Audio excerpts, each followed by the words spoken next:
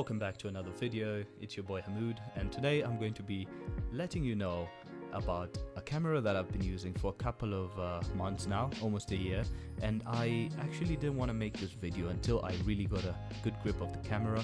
And the camera we're going to talk about is a Canon M50. You're currently watching me and viewing this video from the Canon M50. Now I do own two cameras, and they're both Canon M50s, and I just want to tell you about the experience I've had, and in the end I'll be letting you know if I'm still keeping these cameras or not. A couple of things I wanted to talk about on the Canon M50 is when you're buying a new camera, you think about its lenses. Now the Canon M50 has an M mount which can be adapted with an adapter from the M mount to the EF lenses, therefore increasing the range of the lenses you can use. Now I did get myself this adapter from Canon directly, which is a little bit more expensive than another form of an adapter called the Viltrox adapter. Now the Viltrox adapter also comes with a speed booster. I'll say it's almost like a magnifying glass on your sensor. This is a really big plus because the M mount doesn't really have a lot of options, and the lenses are quite expensive for what they actually offer you. I could consider that as a con, but this has a fix, so then I'll consider it as a pro for it. Having this mirrorless camera is a really good thing because of the weight. The weight allows you to actually put this camera on a gimbal, put it on a smaller tripod that you wouldn't be able to put DSLRs on it. I've been able to put this camera on a tiny handle that I use for a GoPro, so this is quite extraordinary. Being able to do such things is just mind-blowing with a camera that can record this type of quality. That actually is a good segue to move on to the camera quality. This has a 24 megapixel sensor. This sensor allows it to capture really nice footage, and I don't actually use it for its 4K, although it does have the 4K. The 1080p allows me to have the dual pixel autofocus that I just talked about, so therefore allowing me to shoot really nice content without worrying about if I'm in focus or not. Now we could talk about the 4K, but I think the 4K is a con in this camera. It really is janky. Whenever you move the camera around, it gives you this wobbly feel and almost looks like jelly. So I don't like that at all about the 4K. The 4K has more bitrate compared to the 1080p, but it's not really worth shooting because it crops in a little bit more again on your sensor. So I feel like 4K in this camera is a hit or miss depending on how you use it. If you really want to capture an object that's very far and your lens can't reach it, shooting in 4K will really give you an advantage at that point. But if you want to shoot vlogs, I mean, the dual pixel autofocus is removed from it and you get a contrast based focus, which is a hit or miss as well. So the 4K on this is a really big loss. So I don't think you should buy this camera if you want to shoot 4K. If you're fine with 1080p, which is still industry standard, you can still do wonders with this camera. I've shot a documentary called Haroon. I'll link it down below. It's also on the channel. Let me know what you think about it. I shot everything with the Canon M50 and the kit lens. So we're going to talk about the Canon colors. The Canon colors allow you to have a really beautiful look from the camera. There's barely anything you need to do after you've shot your footage. So I feel like the Canon colors are a really big plus for this Canon M50. For them to include the Canon colors at a very steep price on this camera is very incredible, and that's another segue to the price point. The price point of this camera is just ridiculous. That's the reason I have two Canon M50s. So another thing I wanted to talk about the Canon M50 is its size. Its size is really fantastic. It's quite small, so I did cage it up with a small rig cage to give it a little bit of a grip. So that's mostly what I use it for. I also get to mount a lot of accessories on the Canon M50 through this small rig cage. So it allows me to get an extra hot shoe mount where I can just mount something on the side, and I also have a hot shoe mount, actually a cold shoe mount, sorry, on the cage itself, and a hot shoe mount on the camera. That allows me to have two different type of mounts, and I can mount two different things. In case I need to mount a screen on it or something, I will use it for that. But moving on with the weight allows me to actually put this camera literally on anything. Okay, as I talked earlier, I mentioned that I was able to put this on a GoPro handle, and that allows me to have this in a very minimal size, and the mobility with it is just ridiculous, because you can literally use this camera and do street photography without people even like bulging or judging you. You know, you get those looks when you have a big DSLR. People are like, yo, this guy is gonna, you know, take photos of me or something. But when you have this little thing of a camera, sorry, M50, I didn't mean it that way. You're big, don't worry. But yeah, when you have this small camera, it allows you to go out to places unnoticed, or people won't really, you know, care much about what you're doing. So one thing I liked about it is how small it was, how I could put it into a bag and just go with it anywhere. So that's one thing I like about it as well. So that's the weight and the size. Moving on is the storage. Now, storage is a very, very big factor for me. I do not have many SD cards, but I have enough for it. I use a 64 150 megabytes per second card. It's a little bit overkill for the M50, but it gets the job done.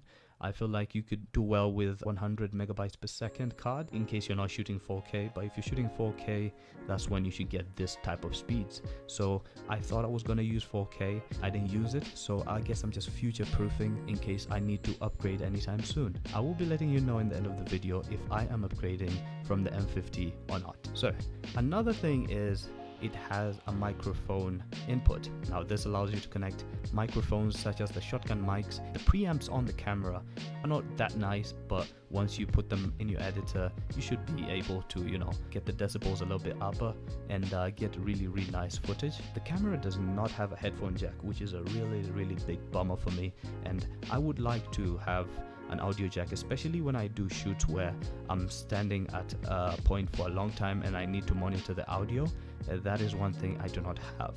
And also, at least put the sound signal on the screen there. It goes away after you've changed your decibels in the audio setting. So I wish they had it right on the screen there, on the articulating screen, so I could see if my sound is actually working well or not. Because I've once recorded with a lapel directly connected to the camera and I had no sound and I had no clue until I reviewed the footage after.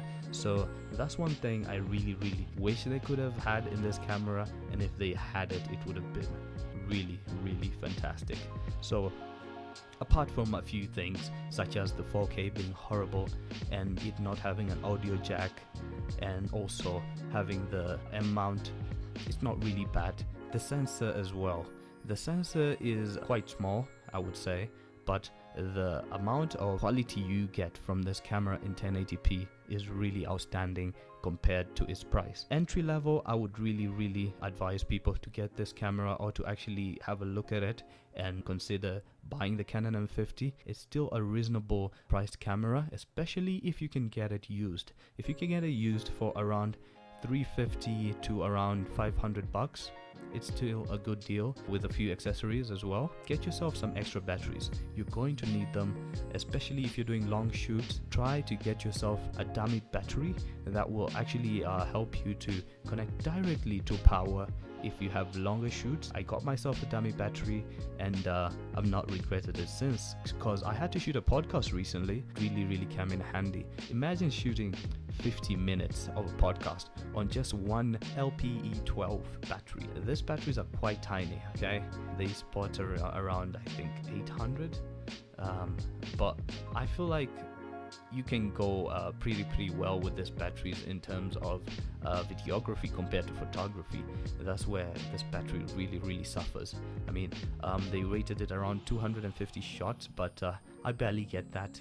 And especially when I'm shooting continuous shots, especially for like runway photography, or maybe I'm doing some street photography, this batteries really go that quick. But I think this camera, for its price and what it offers, is still a valid camera to get. If you think that this camera is for you, let me know down in the comments below. If you think it's not for you, tell me the reasons why.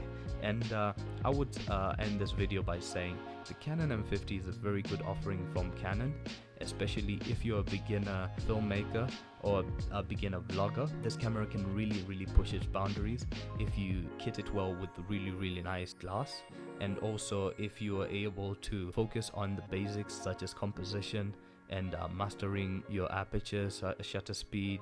I've used it for about 9 months now. I know this camera like the back of my hand. I can change settings on the fly and it's very quick. The software is amazing compared to Sony, compared to Nikon, whatever you call it, Nikon.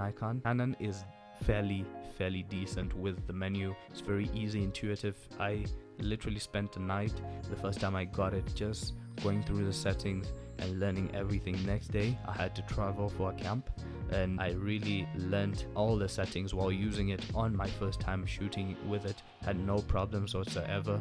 I really like what it can offer you. Another problem with this camera is the 720p recording of the 120 slow motion. I wish they didn't do that to it. Come on Canon, you should have offered us 1080p 120. I wonder why they only gave the M6 Mark II that. They should have given it to the M50. Yeah, I wish we had 120 FPS at 1080p. So that's probably one of the reasons I will be leaving this camera. Now, for the news, I am so excited to let you guys know that I will be selling one Canon M50. I see no reason to have two Canon M50s anymore. I've been mostly utilizing one for photography and videography at the same time. This is the reason I'll be selling one Canon M50.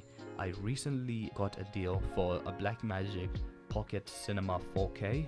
It's a long name, but yeah, I got a deal from Cash Crusaders here in Namibia. I decided there's no reason for me to keep two Canon M50s, so I'm selling one to be able to afford the Blackmagic, because it's a really expensive camera still. My needs have changed and I'm having a lot of corporate gigs that require me to shoot in 4K.